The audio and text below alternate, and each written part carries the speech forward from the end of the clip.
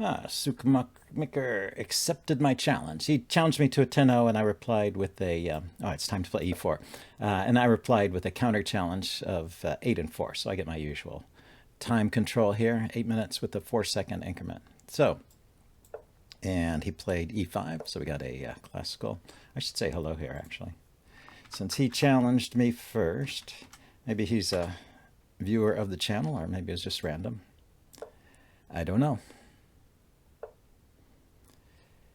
Okay, the Ruy Lopez. Many different variations that black can choose from.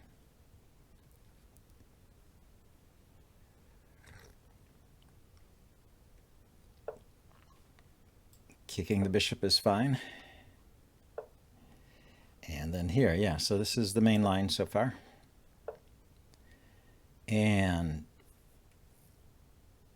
okay, d6. He's playing d6 instead of bishop e7, which is the normal move there. But I still have to defend this pawn. So let's defend it. He can pin my knight. Okay, so we got to the same position by a different move order. Normally bishop e7 first and then d6. I don't know if there was any way for me to take advantage of that move order, but this is all very standard. Except he hasn't castled. Normally he castles before starting this maneuver, okay?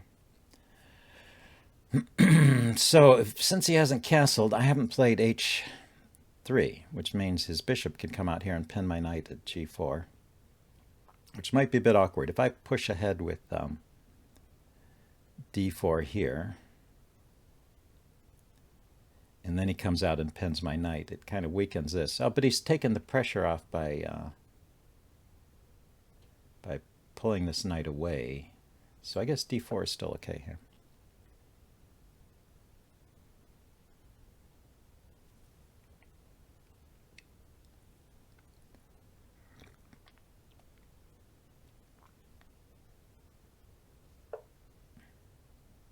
Yeah, so he's just playing on without castling.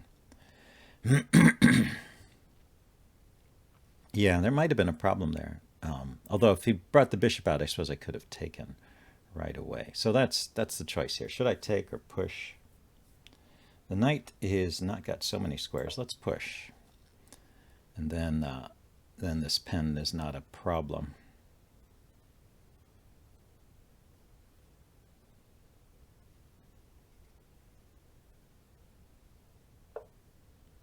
So he develops his bishop there, and I can bring my knight out. Otherwise, I was going to have trouble developing that knight. But I'm going to do the usual maneuver, bring the knight over to g3. e3 is possible too, but it blocks the dark squared bishop.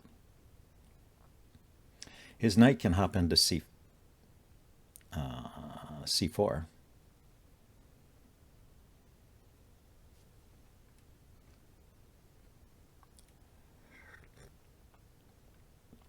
Maybe it's not good right now, but after I move my knight away to do my usual maneuver, his knight can come into c4, or it can go back to b7.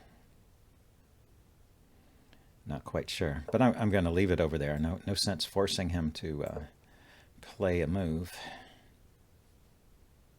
that he needs to play anyway.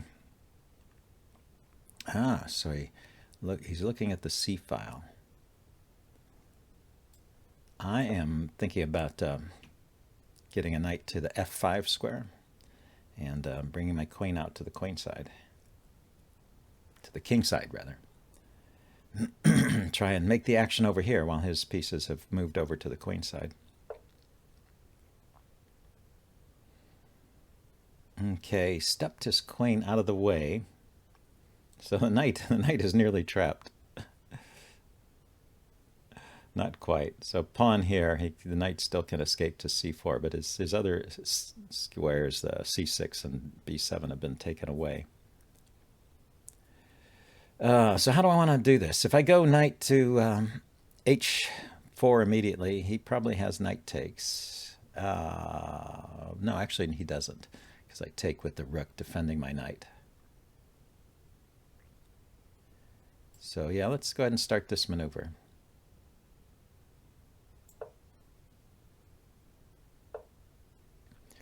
Okay, just blocks.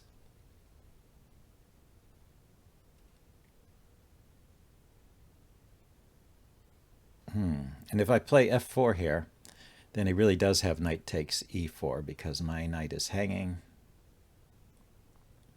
And I can't take in a way that defends the knight, so that would seemingly win him a pawn. Let's see. f4, knight takes e4.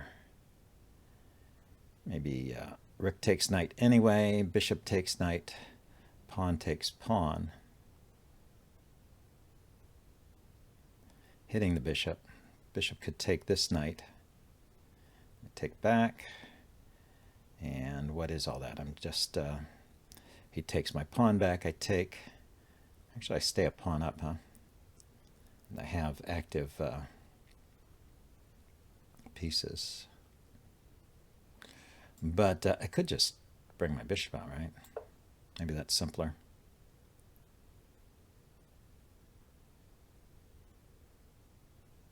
Take advantage of those holes on the dark squares. I want to get my queen here.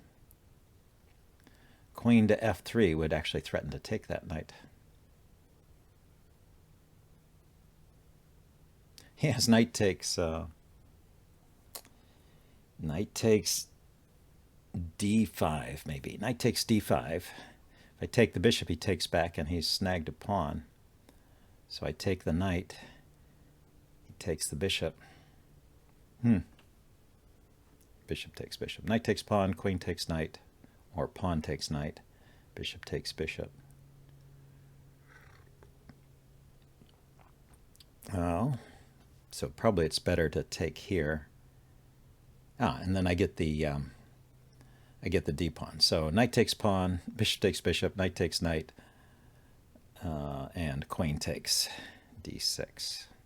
I guess is okay for me.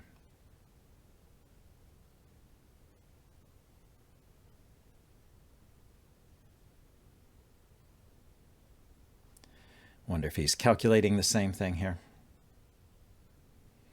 Should calculate those things before you play them, of course. So he's just going to force the bishop to make a decision. But that pawn is not defended there. That's his idea. His knight is defended there. Oh, so that's what he was so busy calculating. Okay. Yeah, that's good.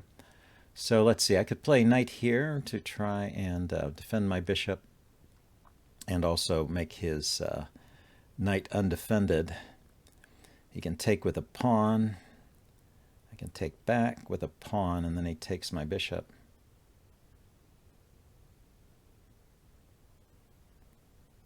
And then the queen comes out. Yeah, let's try this. I'm in trouble anyway, so let's see.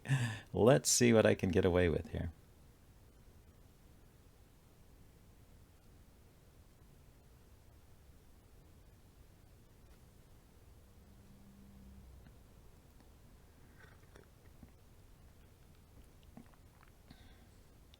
Well, anyway, that was good use of the time control. He's taking advantage of that time and calculating these tricky sequences. Looks good. So he has to play knight takes bishop, and then I was going to bring my queen out and also maybe the rook. This bishop is going to be on a good diagonal when I push the pawn forward.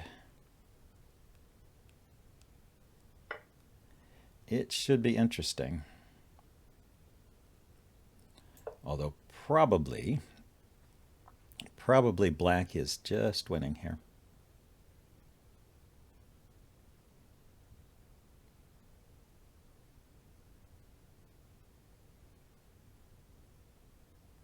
But there's rook up and over. Maybe push the pawn. Is there a way to get that pawn going? Yeah, king there. That's what I was expecting, because otherwise the king would run into a discovered check there. So he has to go there. So yeah, I need to get the pawn to I need to get the pawn to f6. It can go there with tempo with a check, but he just takes it. The knight here check. Probably knight takes, bishop takes, queen takes, And yeah, you know, I've gotten rid of some material there, but I haven't made much progress. But then I can lift my rook. If I lift the rook first, then maybe it's not so good because the bishops are controlling these squares. But after some exchanges, then the rook will have an open field over here. More of an open field. Let's see. He'll still have the dark squared bishop.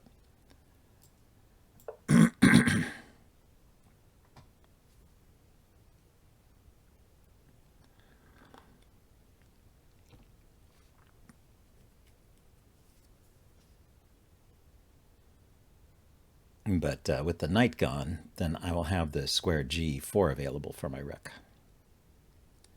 And his other pieces will still be over on the queen side. So I'll be a piece down. no doubt about it. But his king will be here with a bishop, and I will have a queen and a rook. But, well, we'll see how fast he can get reinforcements in. That's going to be key, I guess.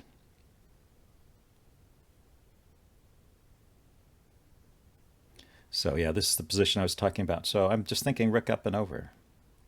Maybe it's more flexible on e3. I was thinking e4 to g4, but e3 allows both g3 and h3. Gives me two places to run to. If the king runs away, the bishop is loose. And then I get some material back. I'm actually down 2 pieces. We'll try and make it tricky, though.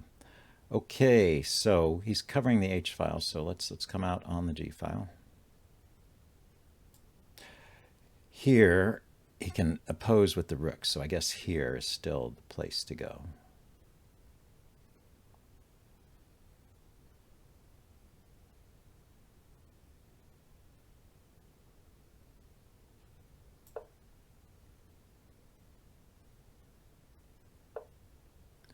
Ah, he defends with the rook. Okay, so I have the check. King goes back.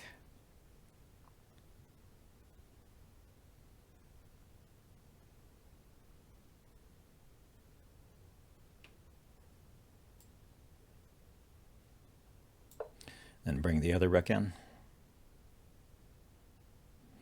King going back is actually maybe good for me, because it'll prevent his rook from coming in. And this knight is still out of play. Yeah, he can oppose. He can oppose. I can't do much about that.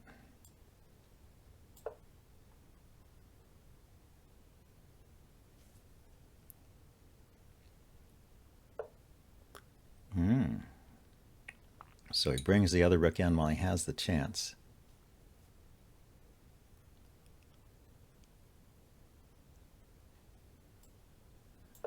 Let's bring my other rook in.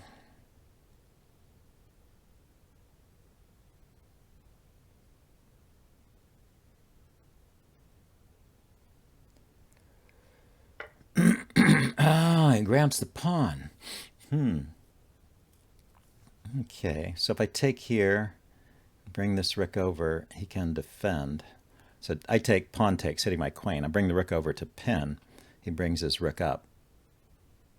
Yeah, it looks like this is just not working for me.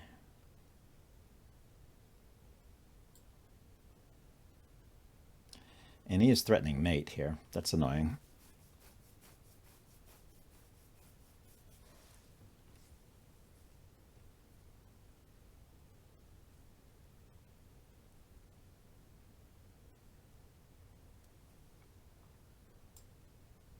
Okay, I'm stopping the mate.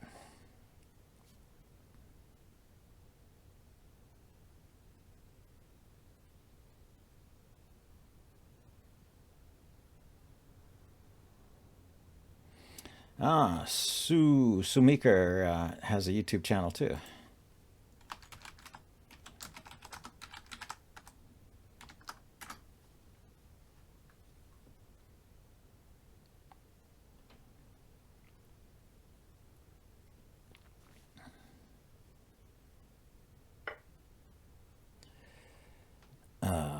Okay, Let's give my king some lift here. I still don't want to get mated.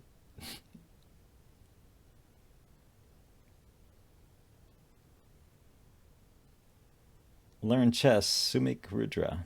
Okay. Well, you guys can check that out if you're interested.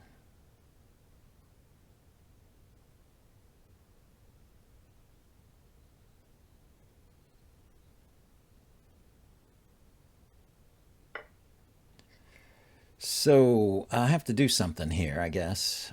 Take, still pawn takes.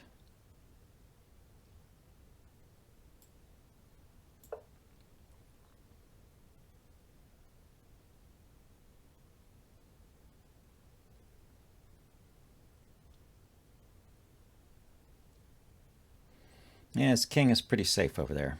His knight, he doesn't need his knight because he's got the bishop and the rooks now. And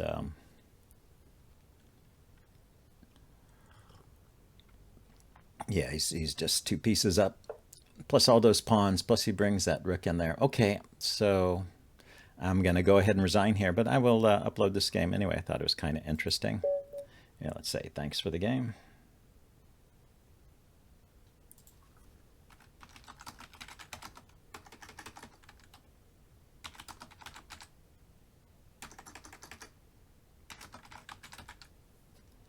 And well, I'll upload this and do a post-mortem. See you guys later. Bye.